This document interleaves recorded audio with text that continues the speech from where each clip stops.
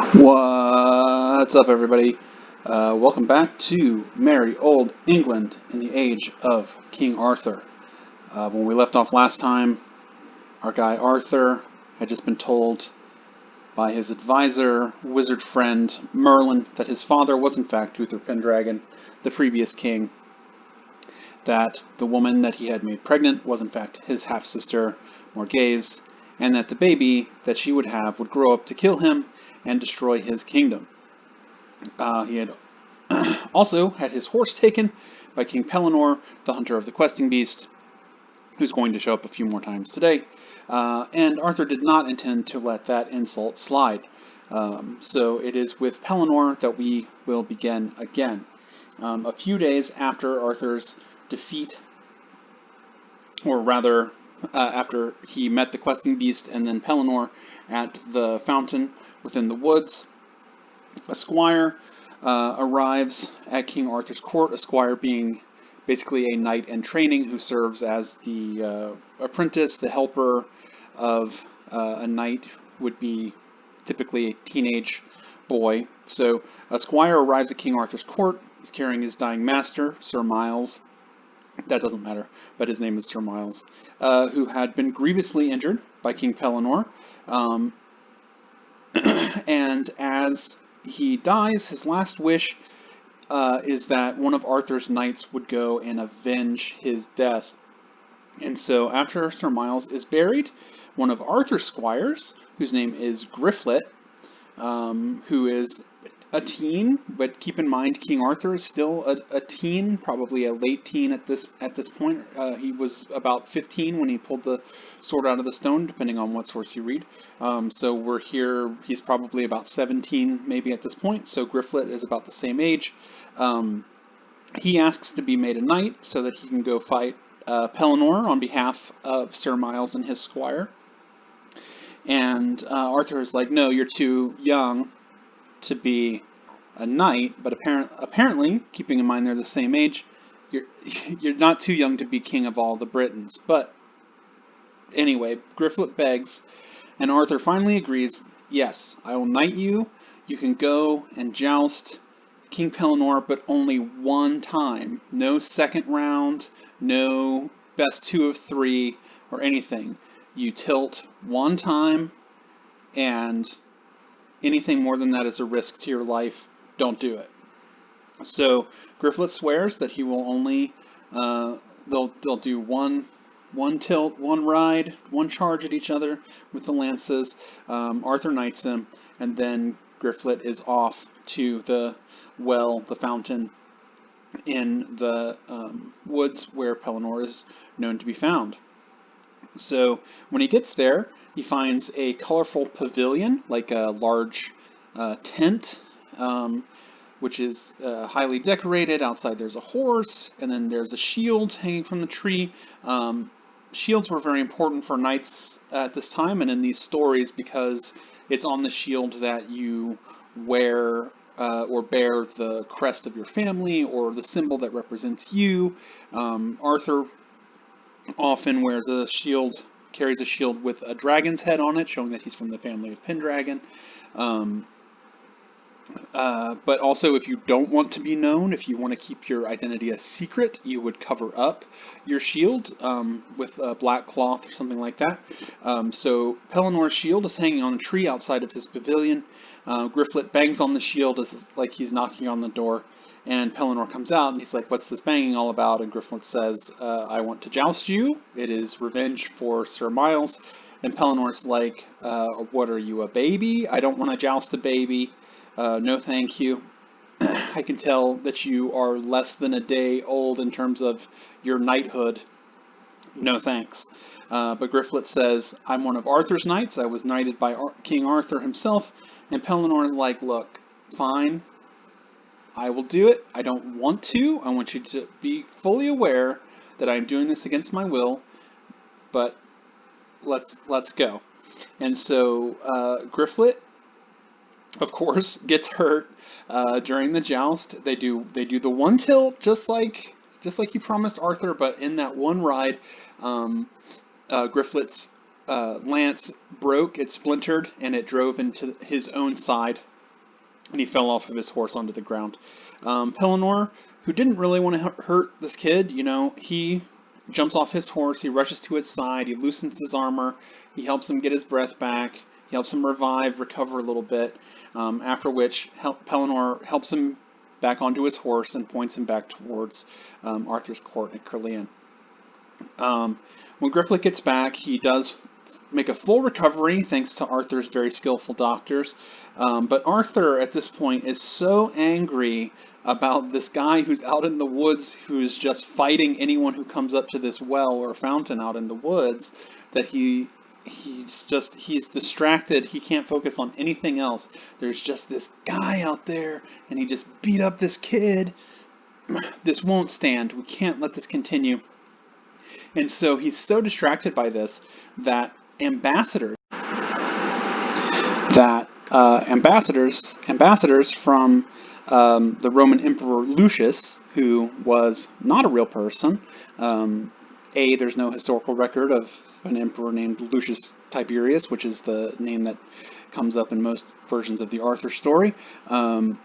But also by the time of sub-Roman Britain, or post-Roman Britain as we call it, the time that King Arthur was supposed to live, according to Geoffrey of Monmouth, the Western Roman Empire had already fallen to the Germanic tribes, like the Visigoths, the Ostrogoths, and so on. But if you remember, the whole thing about the Saxons invading, which is what Arthur's famous for doing, is fighting off the Saxons, was because the Romans had left Britain, which had left the Britons with no defense. And so the Emperor Lucius, not a real person. But in the story, he sends ambassadors to Arthur demanding tribute, but Arthur is so mad and distracted about Pellinore as this forest bully out there that he rudely dismisses them, and he says, I'm not going to do anything to you because you're the messengers, but if this emperor asks me again, demands tribute again, I will kill him. That is a thing he probably should not have said. That will come back to bite him later, but for now, he's double angry because he's angry about these Roman ambassadors that had just come, and also he's mad about Pellinore, and of those two things, there's one that he can do something about that doesn't require him riding all the way to Italy. One of them just requires going out into the woods. So the next day, Arthur goes out in disguise to fight Pellinore. He doesn't want anyone to know. It's supposed to be secret. Of course Merlin knows. And Merlin warns him that Pellinore is a stronger fighter. He's older. He's more experienced. He's bigger. He is the superior soldier, right? And he says, if you go fight him, you will regret it. Nevertheless, Arthur is determined, and so he goes out into the forest. He finds Pellinore's pavilion, just as Grifflet did before him. He sees Pellinore sitting by the fountain, and Arthur says, hey man, I'm going to break that bad habit you have of challenging everyone who comes to this fountain to a fight. And so they go to fight, and they joust 3 times, and as Merlin predicted, Arthur is knocked from his horse. He is not winning. And so Arthur's like, that's fine, I don't need a horse, we can fight on foot. And so they begin fighting with swords on foot. As you can see here in this image, they would probably not have armor quite like this. This is a little more modern than the time that Arthur was supposed to even this is a little closer to what it would be like in the time when Mallory was writing in the 1400s. So if you can imagine that, this is closer to 1400s style armor than 500s style armor, if that makes sense. So they keep fighting on foot, and they do so until they are both bloodied and exhausted. Many of these stories talk about knights fighting on foot for hours upon hours. During the fight, Arthur's sword breaks, his magic sword, the sword in the stone, breaks, and he panics a little bit, but then he just kind of tackles King Pellinore, tries to wrestle him into submission, but Pellinore still has a sword, you can see here in the picture, so he kind of has an advantage. And again, he has the size and the weight advantage. He manages to get Arthur pinned, and he's about to cut Arthur's head off when suddenly Merlin steps in, and he's like, "Hey, don't do that, maybe," because he's like, "You don't know who that is." Remember, Arthur was in disguise, and he's like, "If you kill that guy, it would be disastrous for the whole realm. It would be absolute real mess. Don't do it." Merlin says, "This is Arthur, the king of the Britons. You might have heard of him." And Pellinore's like, yeah, good point. But then he realizes that probably Arthur wouldn't give him much in the way of mercy if their roles were reversed. So he raises his sword again, and Merlin's like, "I got to do something about this." So since his words did not work, he uses magic, as he is wont to do, and he puts Pellinore to sleep, kind of just a little sleep spell there. Kind of knocks him out, and then Arthur gets up, and he's angry at Merlin because he thinks Merlin used a spell to kill Pellinore, and as you know, that is one of the 3 illegal spells. You can't do that one. And he's like, also, he's a formidable fighter. I would much rather have had him on my side. We could have done that, and not better than dead. And then Merlin rightly tells Arthur, actually, Pellinore's more alive than you are right now. He's just sleeping. He's having a little nap, and he's in much better condition than you are, so you shouldn't worry about it. Also, because of my powers to tell the future, I'll tell you that eventually, very soon, Pellinore will serve you, and he'll be a very faithful and very powerful force to have on your side. And even more than that, his sons will be Knights of the Round Table, especially and including the famous knights Lamorak and, most importantly, Percival. And Arthur's like, "That sounds great. What's the Round Table?" Anyway, so with that being kind of resolved, Arthur's got a new problem to deal with. You might recall he broke his cool magic sword, and it was, the one that he had pulled from the stone as a teen that made him the king, and then also it shone like 20 torches and blinded all of his enemies at the Battle of Bedegrain or Curlian or one of those battles. Who can remember? But so Merlin's like, "Don't worry about it. We'll get you a new sword. I wouldn't be too concerned." And they're riding out by the Lake of Avalon, and at that very moment, just when Merlin is like, "I wouldn't worry about it too much," an arm, clothed in white, bursts out from below the surface of the lake, holding a dazzlingly bejeweled sword and scabbard. Merlin says, "This is the sword Excalibur." There it is, the famous sword. Again, we talked about how in most early versions, the Sword in the Stone and Excalibur are 2 different swords, but Mallory does accidentally call the Sword in the Stone Excalibur, which kind of starts the confusion between the 2 swords that has continued to this day. But in this case, this is the real Excalibur. This is the real famous magic sword that he's famous for, which in the Welsh stories, Califulch, in the Latin, Caliburnus, and eventually becomes Excalibur in English.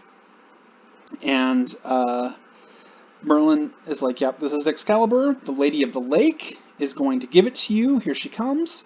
And the Lady of the Lake sails across the lake in a little boat from her castle that is kind of carved into a mountainside. And here she's not on a boat, so not a great illustration. She's walking on the water, but you get the idea. She approaches, and Arthur, under Merlin's advice, very politely but sternly, strenuously, seriously says, "Can I have that very cool sword that magic hand is holding up out of the water right now?" And she says, "You can, if you agree to do me whatever favor I ask you at some point in the future." And Arthur says, "That sounds great, and I will do that." And she says, "Okay, get in my cool boat." Here's the boat. And right out to the water, right out to that arm, take the sword. And so he sails across to the arm, he takes the sword, and as soon as he does so, the hand and arm disappears. So now Arthur has a new magic sword, and so he and Merlin ride back to Pellinore's pavilion. Um, with Arthur now thinking, hey, I can get some pretty sweet revenge on Pellinore because I've got this new magic sword. But Merlin's like, that's pretty dumb. Even with a magic sword, Pellinore is still stronger than you, and you would still lose. So let me ask you this other different question. Um, do you prefer the sword or the scabbard? And Arthur, a teen boy, says, obviously I like the sword. Duh, why would I say the sword holder? Why would I say that? And Merlin says that's also a pretty dumb thing to say, because in fact, the scabbard is 10 times more valuable than the sword, because as long as you wear the scabbard in battle, you can never be hurt. You can be injured as much as you want, but none of your injuries will bleed. You'll never die. You're basically invincible as long as you have that scabbard. And as the two arrive back at Caerleon, they pass King Pellinore. They see him. He's there because King Pellinore had left his pavilion to chase after some other dude and had chased him all the way back to Caerleon. But as Arthur and Merlin approach Arthur's court at Caerleon, they see Pellinore, but Pellinore doesn't notice them. And it turns out that's because Merlin made them invisible to Pellinore, specifically to keep dumb teen Arthur from trying to start another fight that he would lose with King Pellinore. So, when they return to court, however, Arthur's knights are very impressed with his cool magic sword, all bedazzled as it is, and but there's an all new threat emerging in the form of King Rience. He's not new because we saw him before. We saw him briefly last time. He was the guy who was besieging Leodegrance' castle, and Arthur and Bor and Bands had saved Leodegrance from Rience. But here he is, and he's back. He's ready for revenge. He's raised a large army. He's defeated the 11 kings, which you remember were Arthur's main threat last time. The 11 kings united by King Lot to destroy what they thought was the usurper child Arthur. King Rience is known for his disgusting habit of, once he defeats a king, he cuts their beards off and uses those to line his cloak, his robe. And here you can see these are human hair beards hanging off this cloak. And as it turns out, he says, he has just room enough for one more half beard, such as a late teenage boy might have, specifically King Arthur. And so the messengers from Rience says that Arthur could willingly send his beard, just shave it off and mail it out like a Locks of Love donation or something, or Rience could come and take it himself and the rest of his head with it and destroy the whole kingdom, of course. But Arthur tells Rience he can go kick rocks, and so Arthur gets ready for battle with this guy again. At this point in the story, there is a weird and awful little interlude where, on Merlin's advice, Arthur orders all the babies who were born to noble families that were born on May Day, the first day of May, to be gathered up and put in a boat, and then that boat gets set out adrift at sea to go who knows where. Why did he do this? Well, Arthur was trying to get rid of one specific baby in particular who had been prophesied to have been born on May Day. And so all babies with that birthday piled up into a ship of babies. There's no sailors on the boat, just babies. They set the babies off adrift. They set the boat off adrift to float wheresoever she may, and wherever it lands, that's where the babies are going to live or something. But the boat wrecked. It turns out that you need an adult person to steer a boat, and so the baby ship wrecked, and all the babies died except for one baby who was found by a commoner who took the baby and took care of him. What was that baby's name that Arthur was trying to get rid of so bad? That's correct. It was Bart Harley Jarvis. Just kidding. It was Mordred. And so King Arthur killed a bunch of babies trying to kill Mordred, and he did not even succeed. It did not work. That plan was the worst plan that Arthur and Merlin have ever devised, the most horrible baby killing plan ever devised, and it didn't even work. And if you're thinking to yourself, isn't the plan of killing a whole bunch of babies to try to kill one particular baby, wasn't that the plan used by Herod, the villain of Christmas? You are correct. King Arthur did a Christmas villain plan. I don't know, he's still the hero of this story somehow, but as we can see, he does a lot of mistakes. Alright, so there's another story after this that I'm going to skip for now, which is called The Knight with Two Swords, which sounds awesome, and it is kind of awesome, but it's about two unfortunate brothers named Balin and Balan, and they're unfortunate. You can see that they die, spoilers, but here they are, dying, and we'll come back to that maybe if we have time. It's kind of a cool story. We'll come back to some parts of it because it does tie in to Holy Grail stuff, for example, but for now we're going to skip the bulk of it. There's a couple of things from this portion of the story, however, that we do want to talk about. First of all, the King Rience stuff. Arthur manages to defeat Rience, who had also called in his brother Nero, not the Emperor Nero, just a guy named Nero. And with the help of Balin and Balan, Arthur is able to defeat these united kings. And also, King Lot, who you remember was the leader of the 11 kings from last time, he was mad at Arthur for a couple of reasons. Obviously, he still wanted revenge from the last two times that Arthur had defeated him and embarrassed him, but also he thought that Mordred was his son, right? Because Mordred is the son of Morgase, who is married to Lot, and they have multiple sons, Gawain, Agravain, Gareth, Gaheris, and Mordred, he thought. And so he thought King Arthur sent his baby off to die in a boat, A, not knowing that Mordred is not his own son, and also not knowing that Mordred survived, so he's mad about that. But, you know, he's just still generally mad. And so he had joined up with Rience and Nero, but Merlin, knowing that Lot's forces were on their way, shows up at Lot's house, and he starts telling him cool prophecies to distract him until the battle is over. And the reason for that is Merlin, again, seeing the future, has foretold a prophecy that if Arthur and Lot battle, one of them will die. And so Merlin is trying to keep Arthur and Lot from facing each other one-on-one. So when Lot figures out the trick that the battle is over and he didn't even join it, he is upset at Merlin. He's also upset because even though he doesn't know Mordred is his own son, he does know that Arthur slept with his wife. Also probably not knowing that Morgase is Arthur's half-sister. But so he's double mad, he's triple mad, he's high-level mad at this point. And so he goes to fight King Arthur's forces, and as Merlin predicted, one of them dies. In this case, it is Lot, who is not killed by Arthur, but rather by King Pellinore, who has joined Arthur's side, as we said he would do.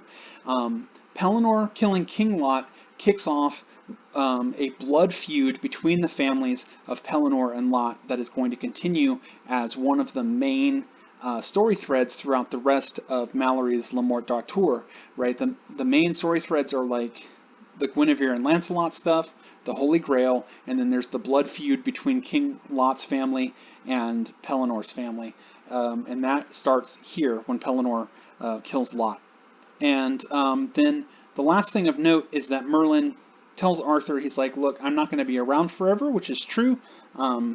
Merlin is about to disappear for magical reasons, and so he tries to warn him about things that are coming up, and one of them he says is like, I'm not going to be here to protect you, you need to be extra careful with your magic sword and scabbard, and so put it somewhere very safe that you trust. And Arthur makes a very bad decision about that we will come back to another time. But for now, let's look at this. Merlin urges Arthur that he needs to get married. He says, you got to get married because the barons and lords they're starting to get very anxious. If you remember, there was a pretty heated debate over succession of the kingdom from Uther to Arthur. There were multiple battles fought over it. Arthur has only just now finally ended it and won and confirmed to everyone that he is the rightful king. They don't want that kind of thing to happen, but worse, if Arthur doesn't have an heir, right? So it's time for him to think about getting married. And Arthur's like, that's cool. I want to marry Guinevere. Here she is. I saw her one time after we beat King Rience for the first time. I would like very much to marry her, please. She's quite beautiful.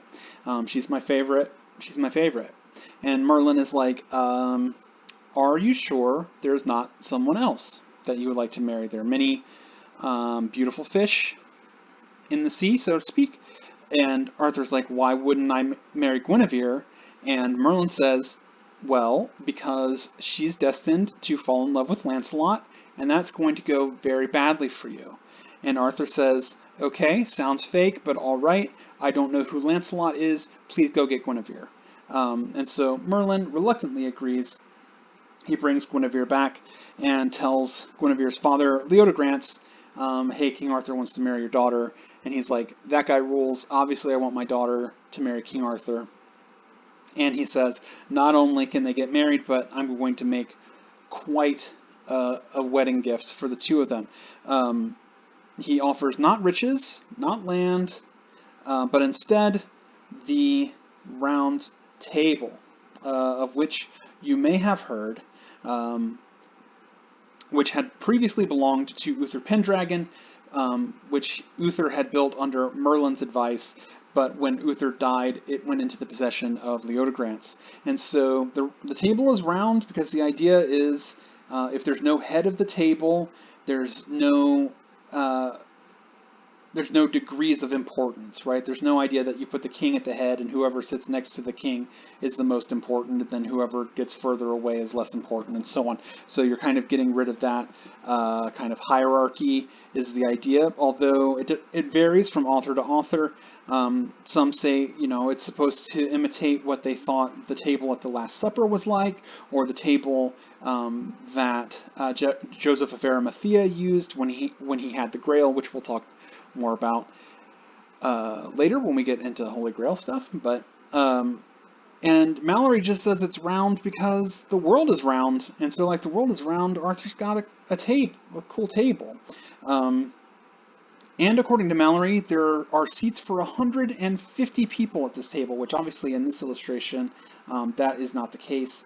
But also, very notably, notice there's a hole in the center, which it feels like there would have to be, because, if you have a table big enough for 150 people to sit at, the diameter of that table would be extremely large. And so it feels like you'd have to have empty space in the middle so that like serving people could actually walk around and reach stuff.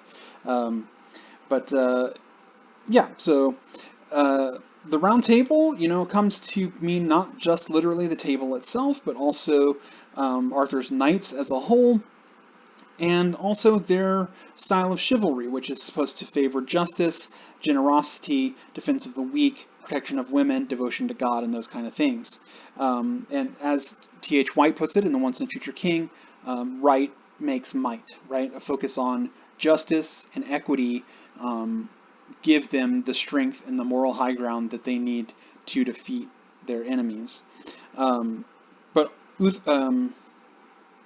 Leodegrance doesn't just give Arthur the table, he also gives him the gift of 100 knights to sit at it, 100 out of 150, so that leaves only 50 seats empty for Arthur to fill as he chooses. And so Arthur and Merlin will spend some time trying to hunt down knights, although they're not going to have to fight too hard, because you can see the seats have names on them. They appear magically. These magic golden letters appear with the name of the knight who is supposed to sit there, and so that makes it a little bit easier. So so after the wedding, Arthur knights his nephew Gawain, who you can see here with his extremely sweet mustache. But you can also see here's Gawain right there, one of his chief knights: Gawain, Lionel, Lancelot, Percival. Um, oh, there's King. This is King Arthur right here. We'll talk about this guy later. Uh, Tristan is right here, and so on. But here's Gawain, Arthur's nephew, the son of Lot and Morgase, who goes on to become one of Arthur's greatest knights, and we'll definitely devote some time to him pretty soon. The next knight that comes is another young man. It's a little bit different. Instead of the young man himself, it is his father, who is a cowherd. He approaches Arthur, and he says, "Arthur, will you, well, he says, Your Majesty, or, will you please knight my son Tor?" And knights were supposed to be from noble families, so the idea that a peasant would approach the king and say, "Please make my son a knight," was a little unusual, to say the least. But the cowherd says, "I've got 13 sons. 12 of them are really good at herding cows. That's what we do. They're good at cows. They're great at cows. I have one son who is terrible at cows. His name is Tor. He's only good at fights. He's great at fights, though. He's good at swords. He's good at bows and arrows. He should be a knight." And Arthur is a little suspicious about this. He looks at Tor, he looks at the cowherd. He realizes they don't look anything alike. He summons the other 12 brothers. The 12 brothers all look like their father. Tor towers over these dudes. He's like 18 years old. He's like completely yoked. And these other guys are just, they look like they work with cows, right? So with a little bit of investigation, it turns out that the cowherd isn't really Tor's father. His real father is our surprise main character of this week, King Pellinore. Turns out King Pellinore is kind of a love 'em and leave 'em type and has children all over England. Some from with his wife and some not so much, including Tor. So Arthur, somewhat amused by this revelation, knights Tor. Pellinore is shocked and proud to meet his big beefy son, who has just been knighted. So with these two, Arthur begins to fill the seats of the round table, helped by the fact that, like I said, the names are written on them. But there is one seat that he cannot yet fill. It is called the Siege Perilous, which sounds incredibly cool until you realize it just means the danger chair. And so there's the danger chair, and on either side of the danger chair, there are seats with no names on them. They are blank. And the Siege Perilous, Merlin warns him, the thing that makes the siege so perilous, that makes the chair so dangerous, is that anyone who sits in it other than the knight who is destined to sit there will die. So Merlin says, there's a knight who is destined to sit there. He is not born yet. No one else should sit there. And Arthur is like, well, what about the other two blank chairs on the other side? And Merlin says, the knights that are destined to sit in those chairs, when they arrive at court, their names will appear on the chairs. Arthur lets Pellinore, who is the senior knight at this point in time, he lets him kind of take pride of place next to these chairs of destiny, which does seem to kind of defeat the purpose of a round table at which everyone is equal, I guess. But, like I said, Mallory doesn't focus on that aspect of it. But when Pellinore is kind of put in that honored position, Gawain is really upset about that, because you might recall that not that long ago, Pellinore killed Gawain's father, King Lot. So he does not care for the honor being bestowed upon King Pellinore at this time. Alright, so here's Arthur. He has ended and won his battle for succession. Now he has a wife. He has a new magic sword, a better magic sword, an even better magic scabbard. He's got a very, very large table. He has over 100 knights to sit at that table, even if the most famous ones are still to come. So that's a lot of things. We've actually added a lot of things that Arthur is famous for now. And so now that all these major elements are established, instead of continuing going straight forward in the story like we've been doing, we'll kind of jump around a little bit, and we'll look at different adventures of individual knights. We will start next week with the most famous knight of them all, Lancelot of the Lake, who we have not heard anything from yet at all. And so we will learn all about Lancelot next time. And until then, keep on Arthurin.